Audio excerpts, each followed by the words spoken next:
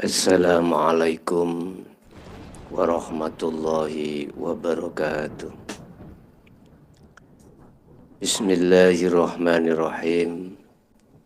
Hamdan yuwafi ni'amahu wa yukafi majidah. Ya Rabbana lakal hamdu kama yanbaghi li jalalih.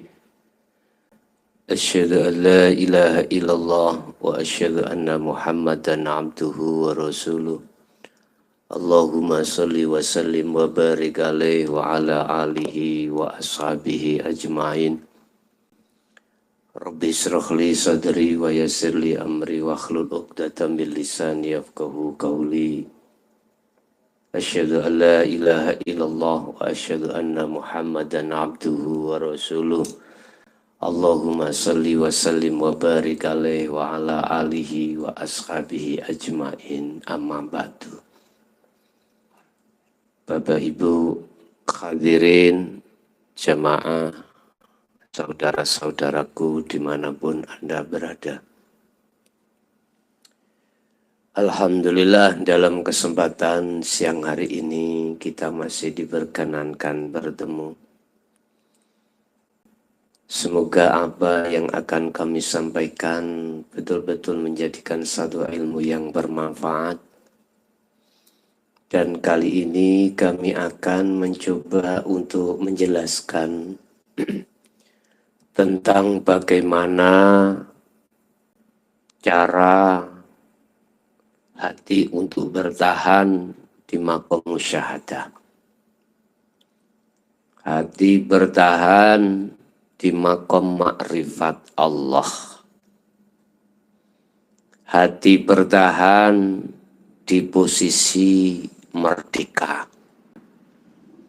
Hati bertahan di zona di mana nafsu tidak akan pernah bisa untuk menjadikan satu kepentingan terhadap hati sehingga bisa mengalahkan dan menghalang-halangi hati pada Allah. Bapak Ibu, pertama yang harus kita lakukan untuk mempertahankan satu kemerdekaan, maksud saya kemerdekaan hati, harus menjaga teritorial di dalam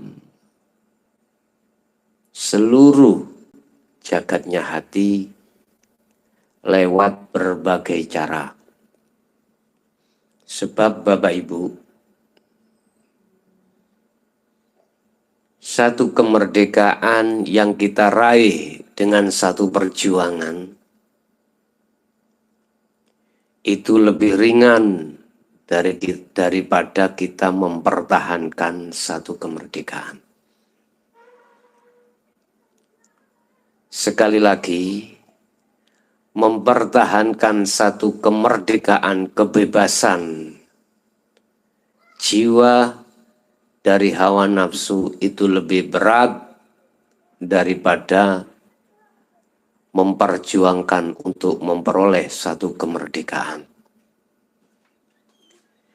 Ini sudah tertuang di dalam hukum dan kata bijak dari semua ahli filosofi. Sebab diibaratkan negara mempertahankan satu kemerdekaan itu lebih berat daripada memperjuangkan menuju satu kemerdekaan. Manakala kita teledor dari semua etika-etika di dalam aturan negara tersebut. Bahasa Jawa disebut sembrono. Jangan kau kira satu negara manakala sudah mencapai satu kemerdekaan itu tidak diintai oleh musuh dari luar. Justru musuh akan mempersiapkan merencanakan, merongrong masuk di dalam tubuh negara tersebut. Baik itu mulai dari menjadi pejabat struktural, bahkan pejabat yang paling bawah.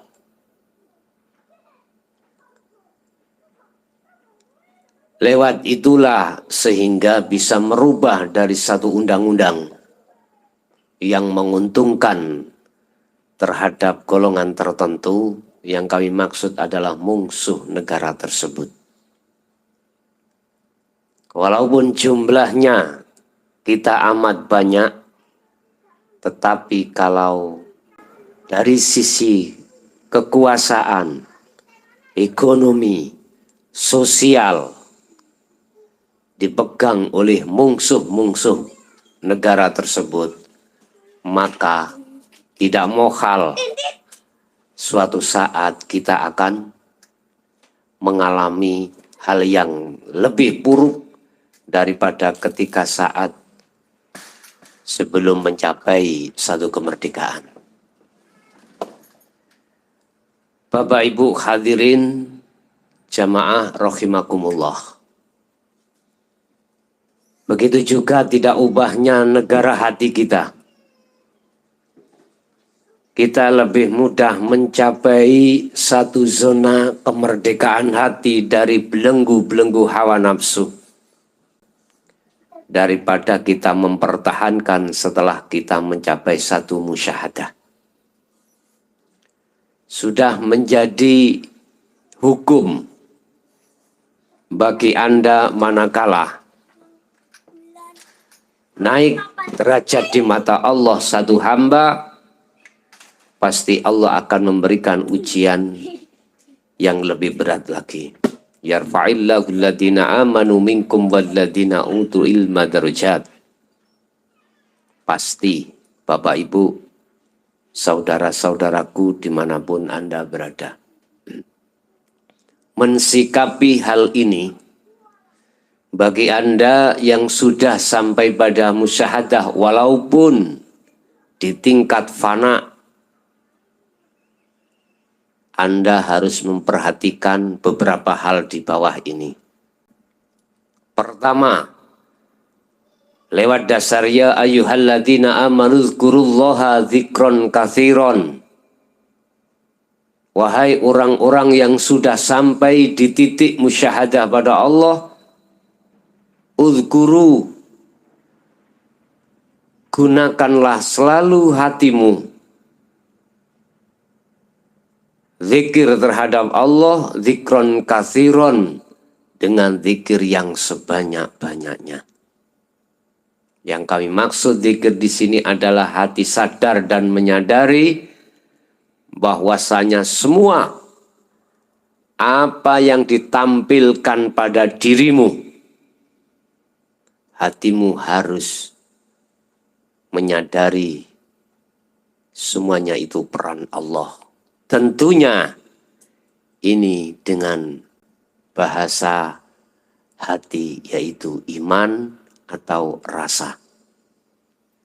Makanya mengapa kami jelaskan tentang masalah sirul asror, zikir yang nomor 3 itu untuk mempermudah dirimu, hatimu untuk mencapai tingkatan musyahadah pada Allah. Setelah itu untuk mempermudah hatimu bertahan di posisi kemerdekaan atau bebas dari belenggu hawa nafsu. Tapi perlu diingat, jangan dikira setelah Anda sudah sampai pada titik musyahadah, setelah kefanaan dari seluruh masiwallah, perkara selain Allah, itu yang dihadapkan Allah ringan-ringan saja. Tidak. Semua akan dihadapkan Allah sesuai dengan kemampuanmu. Ini manakala kita sembrono alias alias gak waspada, maka terjeburlah kita dalam situasi yang tidak kita inginkan. Begitu liciknya hawa nafsu pada hati kita, sehingga memperdaya hati kita untuk mengikuti hukumnya hawa nafsu. Yang pertama tadi adalah perbanyak zikirmu dimanapun Anda berada. Sampai Rasulullah juga mengatakan, ittaqullaha haitsuma kunta. Dimanapun Anda berada, apapun sikon Anda, pegang teguh takwa itu, yaitu zikir tersebut. Itu yang pertama. Untuk yang kedua, supaya kau bisa mempertahankan kemerdekaan hatimu, tetap di dalam maqam musyahadah, walaupun secara fisik Anda diturunkan di maqam asbab atau maqam muhadharah, bahkan di maqam tajrid, yaitu maqam mukasyafah, hatimu tetap di posisi musyahadah. Bagaimana caranya? Manakala kau dihadapkan situasi fisik bergelimpangan dengan urusan duniawiyah, bahkan sebaliknya, ataukah Anda diletakkan di maqam tajrid, di mana banyak masyarakat yang memujamu karena ilmu, karena harta, karena yang lainnya, bagaimana hati tetap di dalam posisi musyahadah? Yang kedua ini caranya, hatimu harus mengutamakan, melihat hidupnya daripada makhluknya. Ingat, innallaha la yanduru ila suwarikum wa amwalikum, walakinnallaha yanduru fi qulubikum. Allah tidak sekali-kali melihat tampilan fisik, tampilan zahir. Apakah statusmu sebagai orang terpandang di mata masyarakat sebab berbagai macam kadang ilmu, sehingga disebut orang alim? Karena hartamu, kedermawananmu, disebut orang loman, orang yang tidak bakhil. Bisa jadi karena entengan dirimu terhadap orang lain. Sosial, karena sosialmu terhadap orang lain, baik tenaga, pikiran, bisa jadi itu muncul saudara dipuja oleh masyarakat. Apakah karena kamu mempunyai satu keutamaan di mana banyak orang tidak memiliki keutamaan itu, bentuk karomah atau hal-hal yang lainnya yang menjadikan masyarakat bisa memanfaatkannya? Ini di dalam mukasyafah. Satu hal yang harus kau ketahui, bahwasanya Allah tidak akan pernah melihat status seperti itu. Walakinallaha yanduru fi qulubikum. Tetapi Allah melihat bagaimana keadaan hatimu. Apakah hatimu menghadap padanya ataukah terhadap makhluknya? Cara mudah yang kedua ini tetap harus kau pegang. Basa Jawanya, ojo sok ndelok dohiri, ojo sok ndelok makhluki, tetapi hati harus ndelok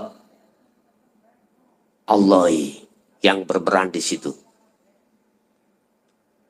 Jangan kemalan, jangan sok kemalan melihat makhluknya yang tertampil di situ, tetapi hatimu selalulah melihat terhadap hidupnya, yaitu Allah yang memperjalankan, Allah yang berperan di semua apapun. Dua cara ini yang harus kau pegang. Hanya dua cara ini manakala selalu kau pegang kemanapun kau berada, maka pasti zona musyahadahmu akan terjaga. Nah, untuk mempermudah derajat musyahadahmu di mata Allah, itu meningkat dari fana ke kamil, dari kamil ke musyahadah, dari kamil ke baqo. Dua hal ini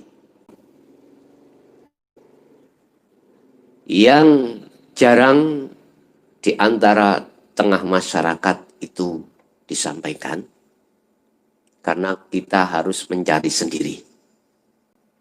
Tetapi lewat mimbar yang sangat sederhana ini, walaupun ini saya bilang hal yang sangat mahal, mutiara yang sangat berharga, tetapi ini semuanya adalah milik Allah. Tetap hukum Rahman Rahimnya Allah akan disampaikan di tengah masyarakat. Bapak Ibu hadirin jamaah rahimakumullah. Mungkin itu dua cara untuk kita membatasi terhadap hawa nafsu atau untuk mempertahankan satu kemerdekaan hati di dalam musyahadah pada Allah. Semoga ini bermanfaat bagi Anda sekalian dan anak putu kita ila yaumil qiyamah. Amin ya rabbal alamin. Akhirul kalam, hadanallah wa iyyakum wal afwa minkum. Assalamualaikum warahmatullahi wabarakatuh.